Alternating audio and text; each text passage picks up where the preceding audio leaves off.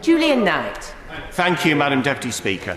May I please open my remarks by, very briefly, I know the House will have a longer time in order to do this, to pay due regard to Jack Dromey, who was the late departed, much missed member for Birmingham, Erdington. Jack was someone who believed wholeheartedly in policing and also was always someone who believed in cross-party working. He was a friend of mine, and I am, like many people, very deeply saddened by his loss. And he is someone who I think would be here tonight and would be very much contributing to this debate. So he is very much missed. But I know the House will have a longer period, and I know my colleagues will join me in those comments. When we did actually work on policing, it was me and the member for Dudley South, my good friend, and we worked in order to effectively raise the precept from its ceiling in order to provide greater resource for West Midlands Police. As a result, AB and E-Properties in my constituency will pay a direct precept each year to the Labour Police and Crime Commissioner for the West Midlands of £217. Now, as a Conservative, I'm not proud of that fact. I don't want to see tax money going in that way, such a high rise in taxes. Quite right. And in fact, in terms of ourselves, I'll mention later, we've got 13.7 million from Solihull alone. Now, the reason why the departed member for Udgen and also my friend, the member for Dudley South, worked together on this was because we knew there was, frankly, a situation. The fact that, as the famous note said, there was no money left. There had to be a series of financial savings across many parts of government, and we wanted to help see that rebalanced. But the agreement that we made at that point, if you like, was not what we have actually seen now. It is not, frankly, inflation busting every year in order to more than make up for any previous deficit. And I would, yeah, please. I'm very grateful to my old friend from Solihull for giving way and pay tribute to him for calling this debate. In Wainsbury, Albury and Tipton, we're losing all three of our police stations, and up the road in Aldridge, they were promised a consultation, and indeed my old friend from Aldridge Brownhills has been fighting hard to make sure that police station is safe. He talks about agreement just there. Does he agree that the principle of consultation happening is a key part of that agreement, and to just disregard it in the way this PCC has is utterly disgraceful? It's an absolute shambles, frankly. And the reality is, when this was announced as well, it was done in a press release originally, and it's basically the same insult as being followed through. We all knew what the result was going to be as soon as the PCC election was decided. And lo and behold, here we are to a PCC who has been elected through momentum in the West Midlands. Yes. And what we actually have, frankly, is a situation where, look, if you look at the House, you'll see we're the ones on this side who are having our police stations closed. And I absolutely, completely agree with my humble friend, and also my humble friend from Aldridge Brownhills, who cannot speak tonight, but is a fervent defender of her police station. So, and when it comes to this money that we actually agreed, we thought, well, maybe that's what we hoped, maybe, that it would be adequately spent. But let's have a look for a moment, if we can. Over 20 million on Lloyd House. That's a lot of wallpaper, isn't it? That's the PCC's head office.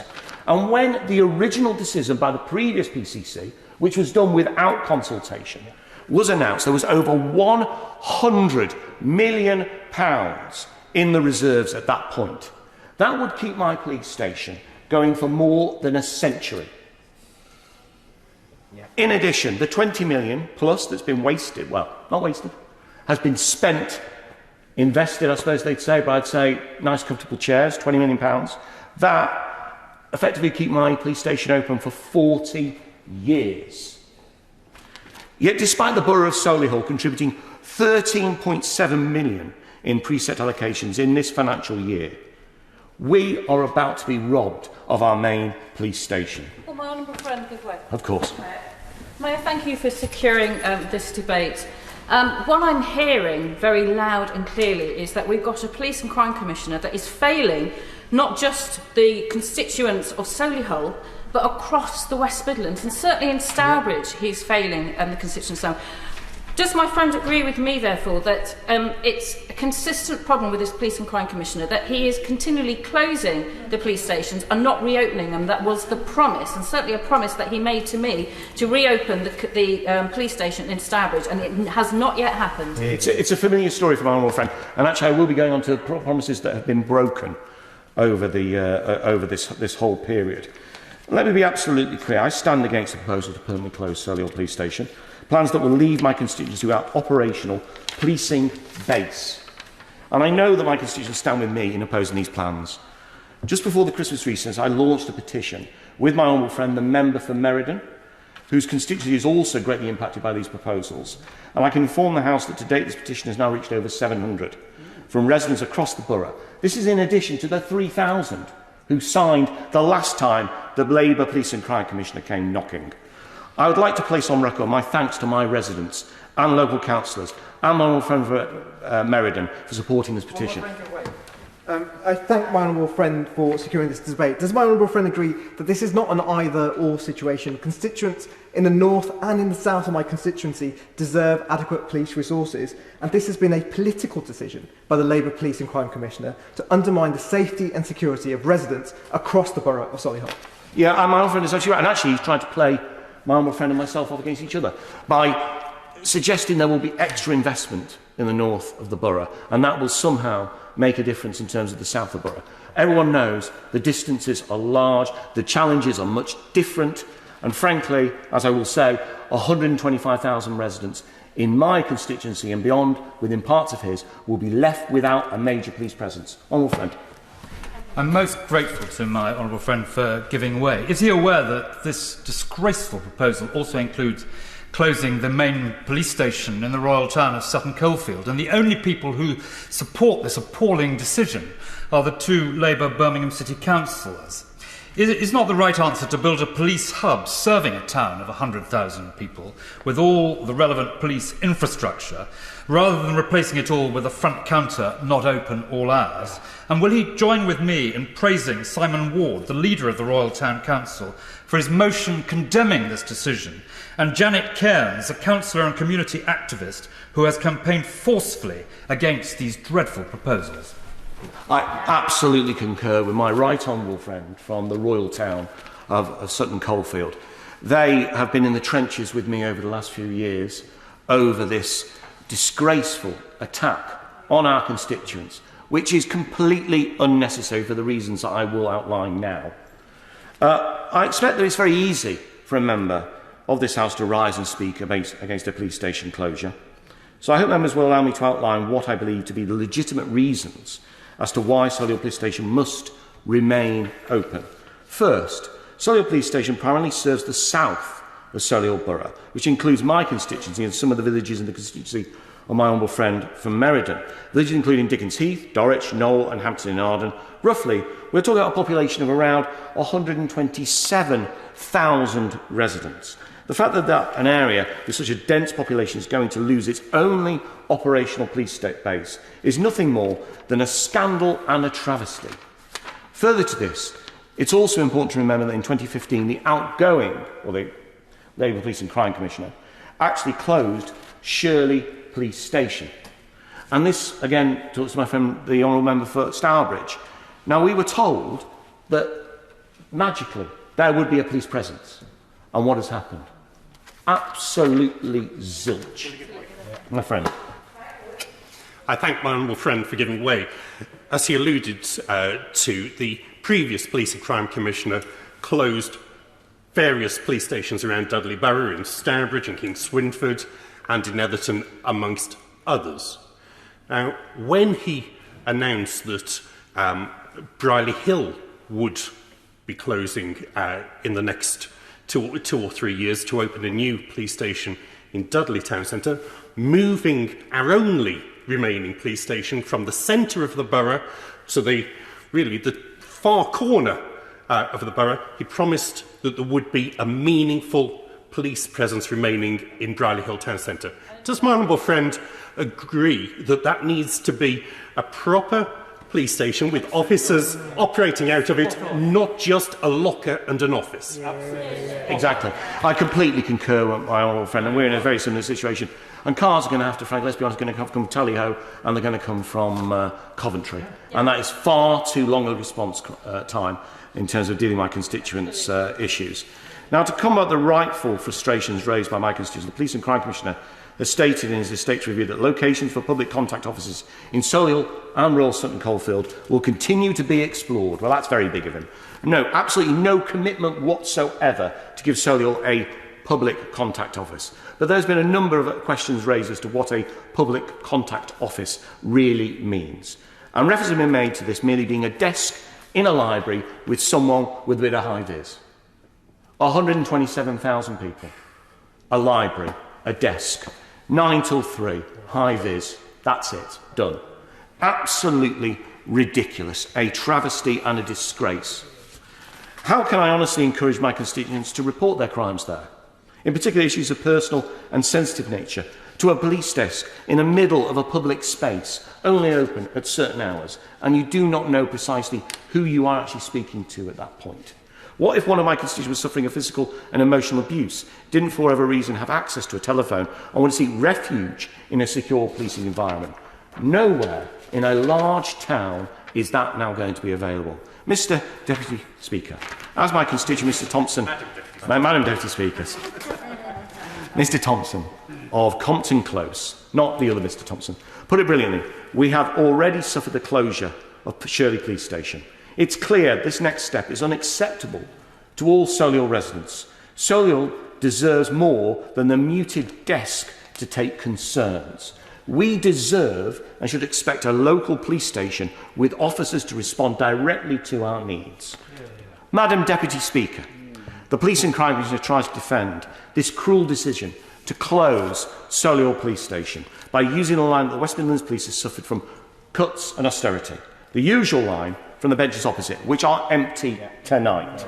In a press release issued, he stated this once again, a decade of reckless government cuts. The data from the Home Office, and this is in terms of direct monies, shows that basically from 2018-19 up to 21-22, it's gone up from 442 million to 694 million. That's 250 million uplift in 4 years. So in light of the substantial increase in the direct subsidies from the Home Office straight into the PCC's office, we have to ask ourselves why on earth he's decided to put forward plans to permanently close our police stations when funding is proportionally higher than it was many years ago. I would also like to draw the House's attention to the fact that as a result of more government funding to the Labour Police and Crime Commissioner, West Midlands Police has managed to recruit hundreds of new police officers. Indeed, they admit in a statement that since the general election, this Conservative government has managed to recruit 867 police officers across the West Midlands.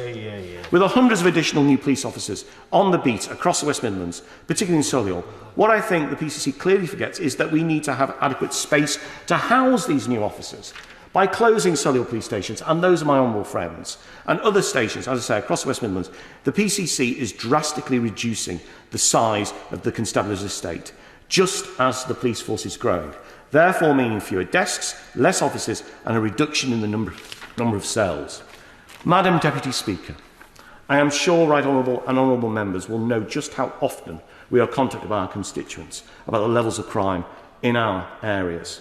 But in my own case, I'm being contacted by constituents on a daily basis about the concerns in a substantial rise in crime across Solihull, and this has been going on now for a number of years. In particular, the fear of violent crime, knife crime and burglaries is a real concern to my residents. In December 2019, we had the murder of 21-year-old Jack Donahue outside Popworld, who was simply enjoying a night out. Madam Deputy Speaker, lockdown has created difficulties in assessing crime statistics. However, despite us not having the full crime statistics for 2021, I can confirm to the House that those that are already reported, there have been 666 individual cases of violent crime reported in Solihull in the last year alone. This is already a massive increase in the data from 2020, where we had 574 such incidents. Undoubtedly, West Midlands Police has a reputation for suffering, a very unwelcome reputation, for suffering large-scale knife crimes. And what is the answer, I ask? Well, the answer of this Police and Crime Commissioner is firstly to stop stop and search. That's a great way to stop knife crime. And the other one is to close our police stations despite the huge uplift in monies that come not only from the precept but from central government. My constituents deserve better.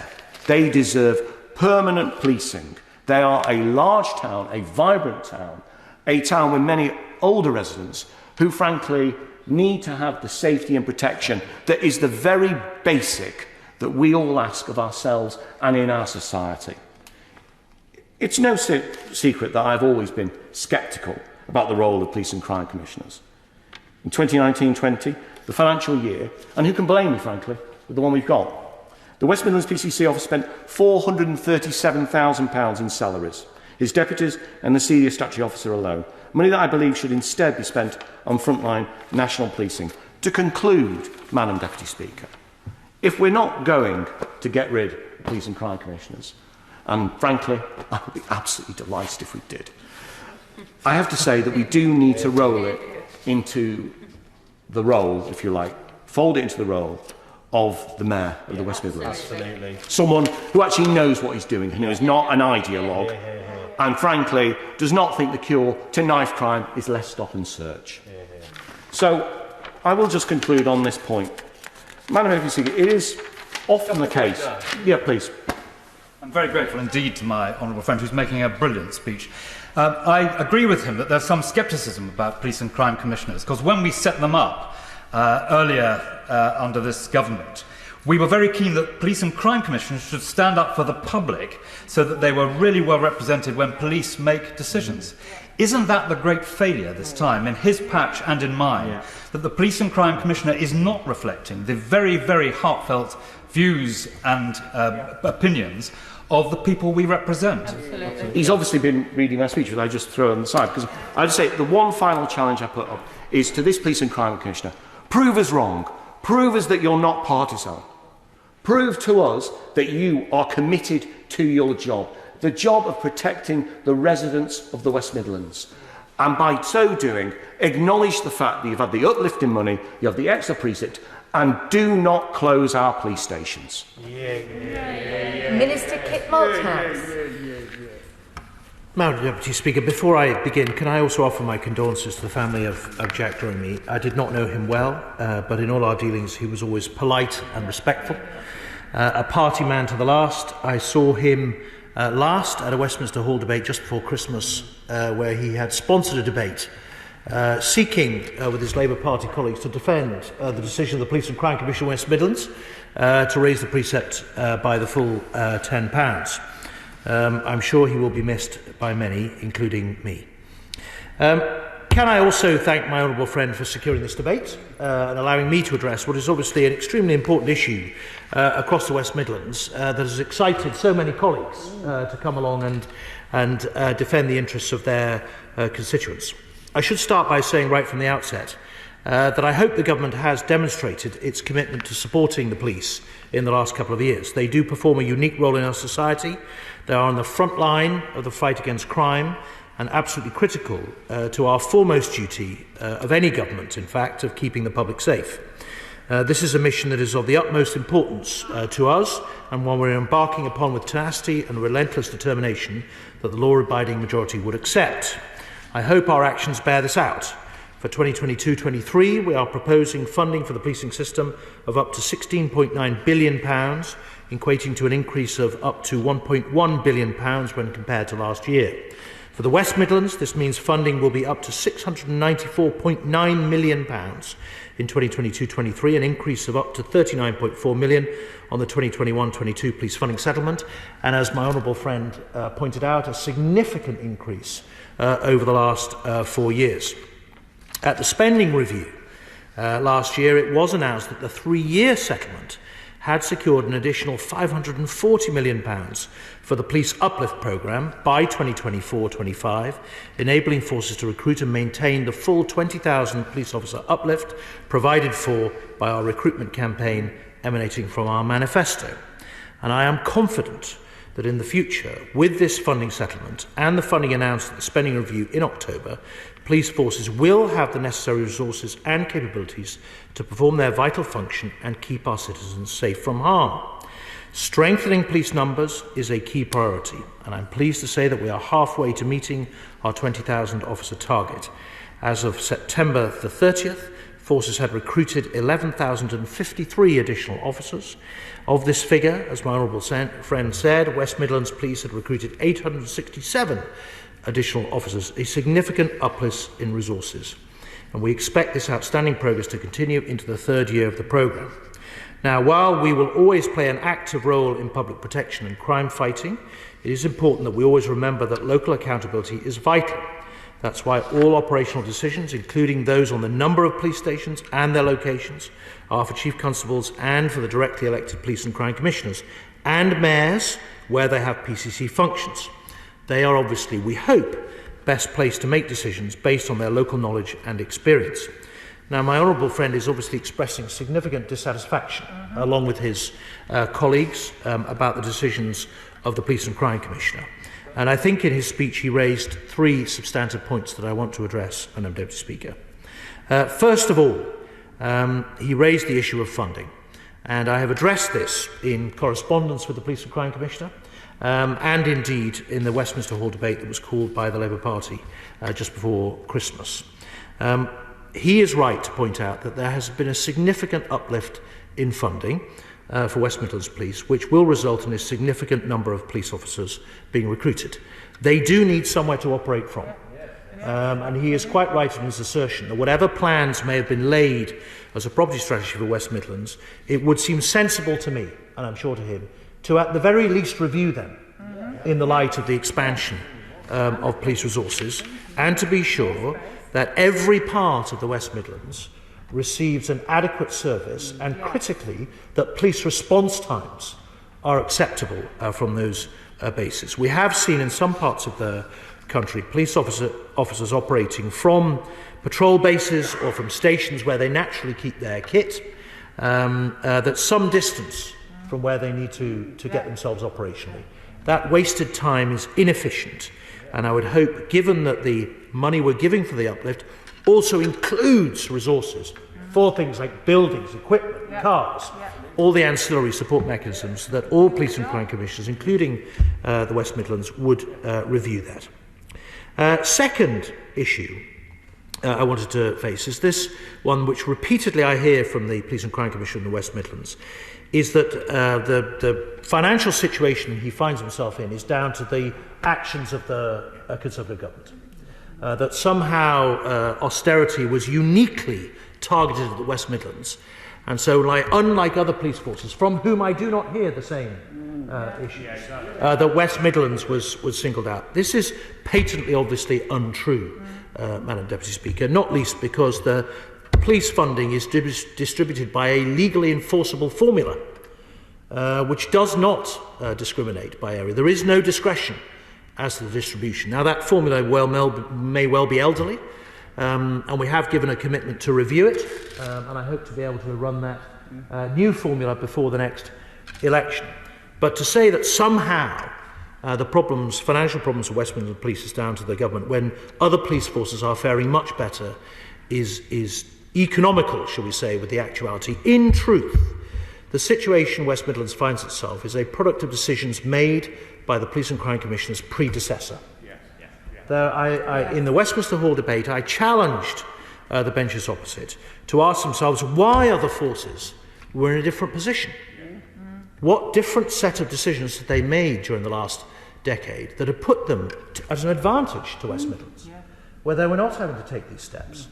And while I'm perfectly happy to take the consequences and shoulder the responsibility for austerity, I wasn't in this House at the time, but recognised, Madam Deputy Speaker, that the country had to do something about its finances, and thank God we did. If we hadn't, what state would be in now during the pandemic? And there were consequences to that. It cannot be a sustainable argument of the West Midlands to say that all the successes of West Midlands Police are down to the Labour Party and all the problems are down to the Conservative government. They have to take responsibility for the decisions they took, whether that's on police stations or the balance between officers and staff or the deployment of their resources generally. Otherwise, what is the point of standing in election if you don't feel you're going to make a difference? And then the third point, which was powerfully raised by my honourable friend, and indeed by my right honourable friend for Sutton Coldfield at the end, is about the Police and Crime Commissioner listening to local people. Now, Madam Deputy Speaker, I was technically the first Police and Crime Commissioner in the country. Back in January 2012, London went ahead of everybody else by 5 months, and for that small period I was this unique position of the only one. And I do believe in that position. I think the replacement of the old police authorities, who were faceless, nameless, nobody who knew who they were, they had very little sense of accountability with the public, was critical. But we wanted to replace them with a named individual elected by mandate, who once the election was done, once it had been fought on party lines, would then do what we all do, which is to seek to serve all of our constituents equally, irrespective of how they may have voted or of who their other representation, councillors, MPs, or whoever might be. And it feels to me, given the anger that's been expressed here today, and indeed at the Westminster Hall debate by the member for Dudley North, who complained about broken promises to him about a police station, that consultation may have gone awry. If I were Police and Crime Commissioner in any area, as I was in London, I sought to build a coalition politically of support for what we were trying to do, because the work of the police is difficult. It is hard, it is challenging, it's often confrontational. And making sure that you have that coalition of support is critical. And so where you hear that possibly party interests are put ahead of building that coalition, where those loyalties are not laid aside, it can be concerning. And I would hope that in areas like Sutton Coldfield, where I'm alarmed to hear that there is dissent on the council, albeit small in number, but nevertheless dissent about the protection of the people in that area, that consensus cannot be built about in the area about the disposition of resources. By all means. I'm extremely grateful to the Minister for giving way, who's responding brilliantly to the debate. But can I just be quite clear? In Sutton Coldfield, everyone is against these monstrous proposals. The only people who I can find in the entire town who are in favour are the 2 Labour Birmingham City Councils. Well, Madam Deputy Speaker, the Right Honourable Gentleman makes a powerful point. As I say, my view is that once elections are done, all of us in elected office must seek to build consensus about what we're doing. And while we can't expect always to agree with everybody, we have to do our best to make sure that A, we are listening, and B, we are being fair in communicating our decisions, and C, third, that we are fulfilling the promises that we make to the electorate when we get elected. Now, I am in, as it happens, West Midlands on Thursday. I'll be reviewing the preparations for the Commonwealth Games, which hopefully will be a great cause for celebration across the whole of the West Midlands and indeed the whole of the Commonwealth. And so I will be having conversations with the Police and Crime Commissioner about this and other matters, not least violent crime in Birmingham, where we've obviously put significant funding in through our GRIP programme and the Violence Reduction Unit to try and get on top of the West Midlands problem. But when I see him, I will express surprise that at a moment of really unprecedented expansion in British policing, at a time when UK policing is stepping forward much more confidently than it has in the past, I've heard such a chorus of distress from elected representatives from across the region.